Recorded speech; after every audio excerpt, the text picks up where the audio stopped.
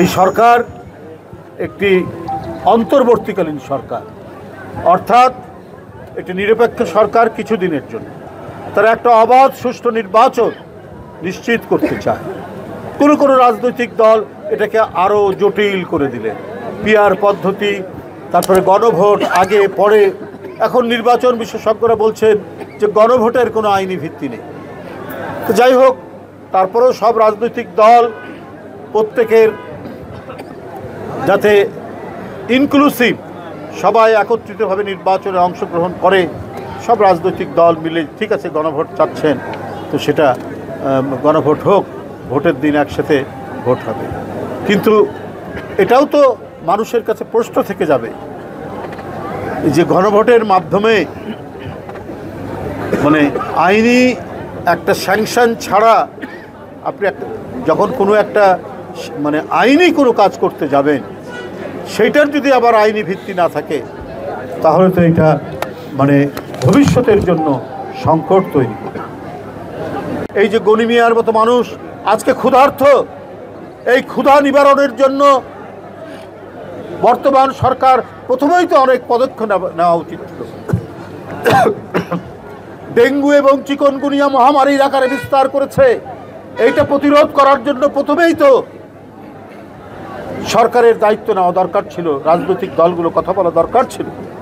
মানুষ আহার চায়, মানুষ পেট ভরে খেতে চায়, কমপক্ষে 3 বেলা না হলেও 2 বেলা তো খেতে চায়। মানুষ 5 দিন না খেয়ে থাকবে বাংলাদেশে, এইটি তো হতে পারে না। তো এগুলোই তো প্রথমে মনোযোগ দেওয়া দরকার ছিল, কিভাবে এটি নিশ্চিত করা যায়। আমরা জুলাই সনদ হয়েছে, এর 84টি ধারা কয়জন মানুষ জানে? মানুষ তাৎক্ষণিকভাবে জানতে চায় যে আমার মানে খাদ্য সরবরাহ ঠিক আছে কিনা, চালের দাম কমলো কিনা, আলুর দাম কমলো কিনা। আলু 80 টাকা কেজি হয়ে যায়, এখন পঞ্চগড়ের দিকে আলু বিক্রিই করতে পারছে না।